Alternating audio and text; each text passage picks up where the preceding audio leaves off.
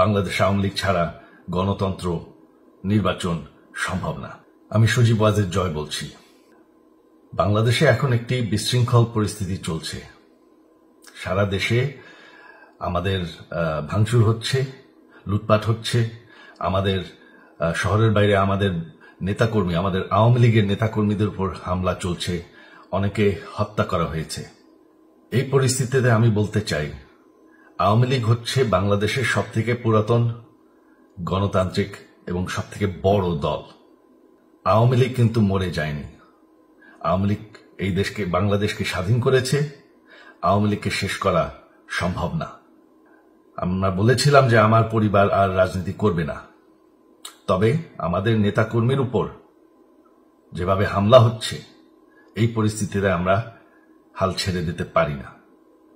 বাংলাদেশে যদি গণতন্ত্র, নতুন বাংলাদেশ গড়ে তুলতে হয়, আওয়ামী লীগ ছাড়া সম্ভব না। আওয়ামী লীগ হচ্ছে সব থেকে বড় দল। আওয়ামী লীগ কোথাও যাবে না, আওয়ামী লীগ শেষ হয়ে যাবে না, আওয়ামী লীগকে শেষ করা সম্ভব না। আওয়ামী লীগের নেতাকর্মীদের আমি সবাইকে আহ্বান জানাচ্ছি যে আপনারা সাহস নিয়ে দাঁড়ান, আপনারা একা না, আমরা আছি। বঙ্গবন্ধুর পরিবার কোথাও যায়নি, আমরা আপনাদের সাথে আছি।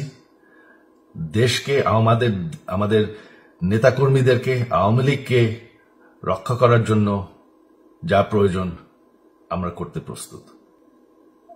এই যে আমাদের বর্তমান যারাই আছে ক্ষমতায়, তাদেরকে আমি বলবো যে আমরাও একটি গণতান্ত্রিক, শৃঙ্খল, নিরাপদ বাংলাদেশ চাই, জঙ্গিবাদ মুক্ত।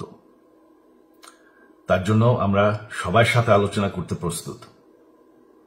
শুধুমাত্র তারা যদি জঙ্গিবাদ এবং ভায়োলেন্স বাদ দেয়। শেখ হাসিনা মরে যাননি, আমরা কোথাও যাইনি। বাংলাদেশ আওয়ামী লীগ ছাড়া গণতন্ত্র নির্বাচন সম্ভব না। এই বলে আমি আমার কথা শেষ করছি। জয় বাংলা।